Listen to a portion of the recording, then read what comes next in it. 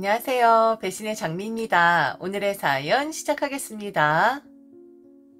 안녕하세요. 결혼 9년차 40대 초반 여자입니다. 비도 오고 날도 덥고 습한데 어떻게 여러분들 건강은 어떠신지 궁금하네요. 건강 잘 챙기시기를 바랄게요. 진심입니다. 원래는 저 건강 어떠시냐, 잘 지내고 계시냐, 어디 불편하신 곳 없느냐 라는 말은 저희 시어머니에게 해야만 했던 말이었었습니다. 전화하는 것에 매달리는 분은 아니었었는데 때가 되었을 때, 요즘처럼 날씨가 안 좋을 때, 혹은 시어머니 사시는 곳에 무슨 일이 있을 때 전화를 안 하면 불효령이 떨어지는 그런 분이었거든요. 그런데 이젠 안 합니다. 그래서 여러분들께 대신했어요. 습관적으로 나온 말이 아니라 여러분들께는 진심입니다. 하지만 시어머니에게는 그냥 입 바른 소리로 했던 거였었죠. 결혼 생활 도중 시아버지 돌아가셨을 때 그때 한번 합가를 가지고 난리를 치신 적이 있었어요. 그러니까 한 5년 전쯤 될 것 같네요. 당시에 시누이의 결혼을 앞두고 있었을 때였는데 시아버지 돌아가셨고 시누이 결혼하고 나면 당신 혼자 사셔야 하는데 왜 자신을 모신다라는 말을 하지 않는 거냐고 그렇게 저와 남편을 잡아댔었죠. 시아버지 돌아가셨을 때부터 천천히 준비를 했었어야 했고 시누이 결혼 이야기가 나왔을 땐 이미 상황 정리가 끝났어야 한 건데 저희 부부 보고 준비성 없는 자식들이라고 그렇게 서운함을 이야기했었습니다. 말이 좋아 서운함이었지 소리를 질러대셨죠. 왜 안 모시냐? 딸 시집가면 나 혼자 사는 건데 니들은 나 걱정도 안 되냐? 네 아버지 돌아가셨을 때 그때부터 준비를 했어야지. 그땐 우리 딸이 나랑 살고 있으니까 모시고 싶어도 모실 수 없는 상황이었다고 치겠지만 지금은 상황이 다르잖아. 딸 결혼하면 나 혼자 살잖아. 나 혼자 두고 싶니? 이건 그래. 남자들은 원래 그렇다고 치자. 원래 무뚝뚝하고 지 엄마 챙길 줄 모르는 것들이니까 그렇다고 치자고. 그럼 며느리 네가 좀 챙겼어야 한 거 아니니? 네가 준비를 했어야지. 그게 며느리가 할 일인데 결국 내 입에서 나를 모셔라, 나를 혼자 둘 셈이냐 라는 말이 나오게끔 만들어? 니들은 내 걱정도 안 되냐? 걱정 안 되냐고. 시누이의 결혼식을 앞두고 긴장도 많이 하셨고 그리고 혼자 사시게끔 되는 거니까 걱정이 앞섰을 수도 있어요. 그 불안감 이해는 하지만 그걸 학과와 연관시켜서는 안 된다고 생각을 합니다. 그리고 원래도 그렇지만 아들 탓하는 것보단 며느리 탓하는 거 보세요.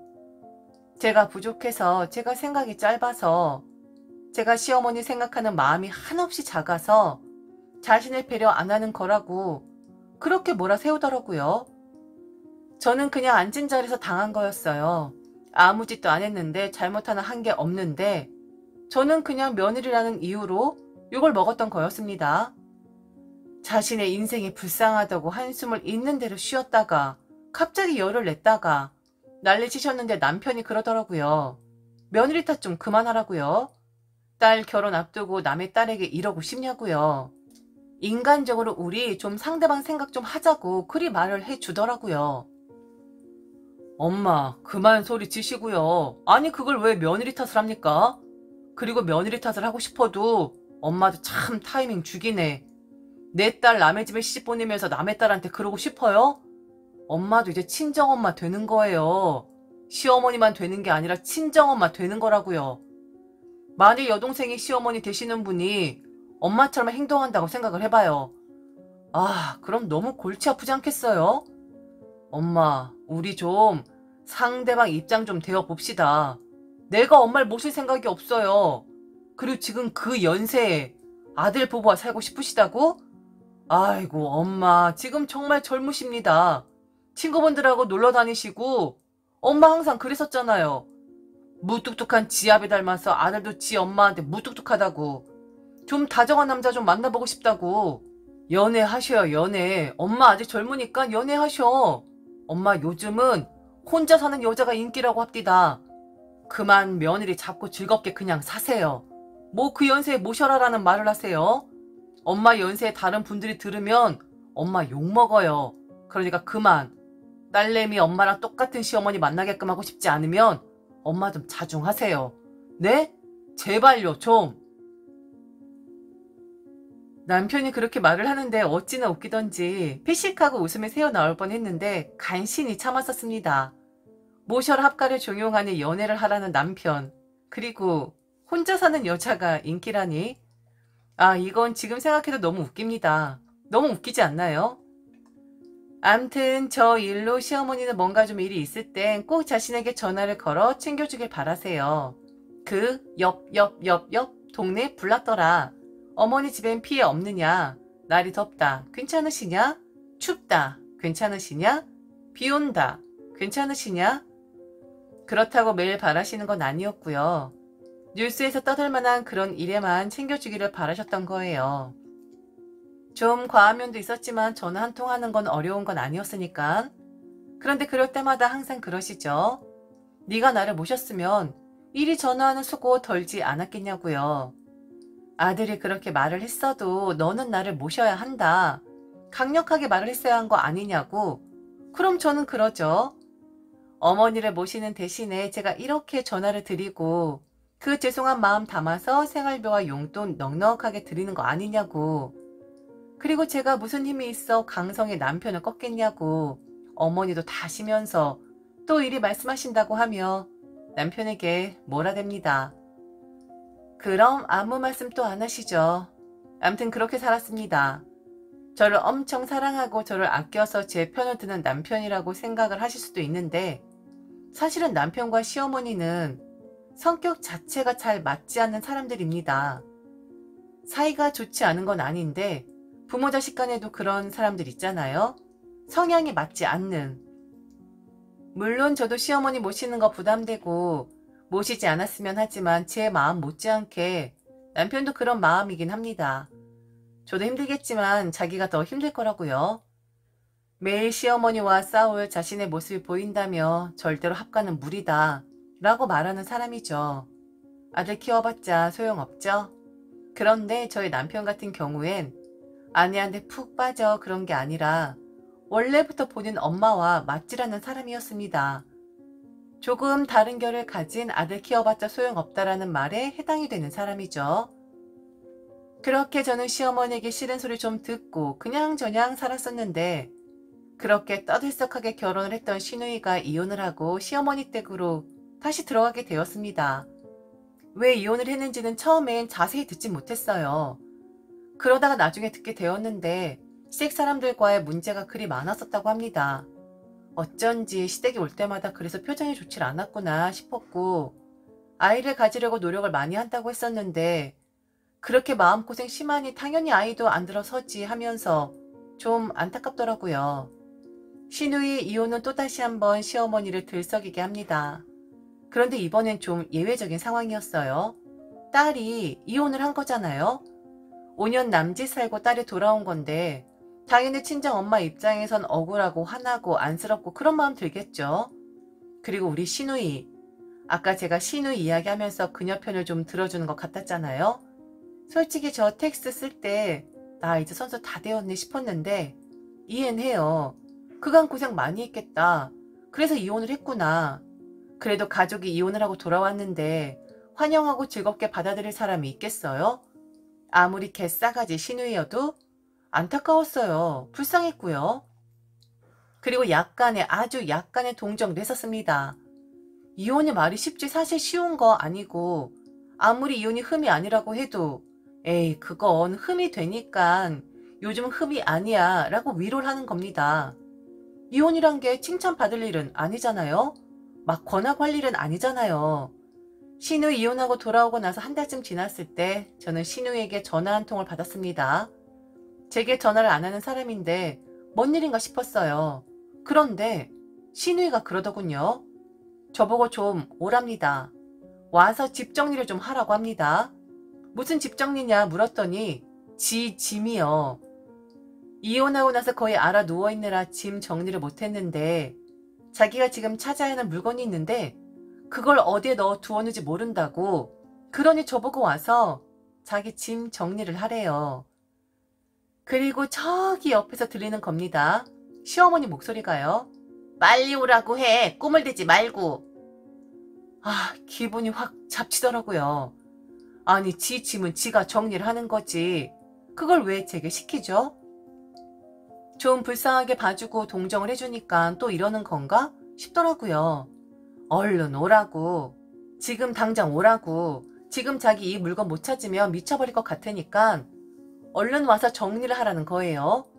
그리고 신우이 시어머니 전화기 번갈아 가면서 제게 이것저것 지시하고 시키는데 꼴같지않게 굴더라고요. 누가? 둘 다. 그 모녀 둘이요. 언니, 얼른 와서 내 짐 좀 정리해요. 정말 짜증나. 짐을 도대체 어떻게 보낸 거야? 나 그 목걸이 못 찾으면 완전 죽을 것 같으니까 얼른 와서 정리하라고요. 그래 어떻게 한 번을 안 와봐요? 이혼한 신우이 잘 지내는지 언니는 걱정도 안 되었어요? 왜? 이혼녀 되니까 고소해서 집에서 웃고 있느라 안 와본 건가? 진짜 마음에 드는 게 하나도 없어. 오빠 뒤에 숨어서 참 언니는 잘도 사네요. 남편한테 기대서 거지같이 붙어 산다고요. 그래, 얼른 와라. 너는 어떻게 한 번을 안 오니? 신우이 오면 나 살 때랑은 다르게 짐 많아졌을 거란 생각 안 해봤니? 전화하기 전에 말하기 전에 알아서 와서 좀 정리하면 안 되는 거야? 나 모시는 것부터 시작해서 너는 정말 부족하다. 애 지금 미쳐서 돌아버리려고 하고 있어. 와서 얼른 목걸이 찾아주고 그리고 우리 아들한테 얘기해라. 생활비 더 올려달라고. 지 여동생도 왔는데 그럼 이제는 한 사람 입이 아니라 두 개 입이 되었잖아. 두 배를 올려줘야 하는데 똑같이 보냈더라. 아휴 정말 내가 이런 걸 하나하나 다 말해야 하고 정말 미쳐버리겠다. 어떻게 나는 항상 이렇게 엎드려서 처리를 받아야 하니? 니들이 좀 알아서 할 순 없는 거니? 객식구가 늘었잖아. 그럼 청소할 것도 많아지고 돈 들어갈 것도 많아지는 거 몰라? 어리석다 니들 정말 어리석어. 얼른 와. 빨리 튀어오라고. 와서 정리해. 얼른. 완전 미친년 널뛰기 하는 것 같더라고요. 시어머니를 지칭하는 말은 아닙니다. 시누이요 시누이. 오해는 말아주세요. 아니 그동안 싫은 소리 그냥 받아주니까 모녀가 아주 그냥 쿵떡쿵떡하며 널뛰기를 하는데 귀 먹는 줄 알았네요. 저러니까 남편이 성격 맞지 않는다고 하지. 시어머니랑 시누이는 아주 잘 맞아요. 아주 그냥 둘이 최고의 짝꿍이죠. 그러니 둘 다 똑같이 저러죠. 남편 앞에선 아무 말도 못하면서 찍소리도 못하면서 저만 잡아댑니다. 남편 없는 거 아니까 둘이 나를 잡은 거예요. 그런데 그날은 저도 나를 좀 잡았습니다. 시누이 이혼하고 나서 시어머니 좀 그랬었거든요. 그래도 시누이 결혼생활 유지하고 있었을 땐 저 정도까진 아니었었는데 자기 딸은 이혼해서 돌아왔는데 남의 딸인 저는 잘 살고 있으니까 그게 아니 꼽다 생각했을 수도 있고 복잡한 마음 들었을 수도 있습니다. 그래도 저는 당신 아들의 아내잖아요? 저보고 좋냐고 하더라고요. 이혼 안 하고 사니까 좋냐고 남편 뒤에 숨어 사니까 좋냐고 하는데 그럼 헤어졌으면 한다는 건가? 자기 아들도 이혼시키고 싶다는 말인가? 딸도 이혼했겠다. 이참에 아들까지 이혼시켜 버리자 라는 뭐 이런 마음인가? 가뜩이나 그런 말 많이 들어서 비위상이 있었는데 저도 그냥 미친년 널뛰기 했습니다. 제가 왜 짐을 정리해요?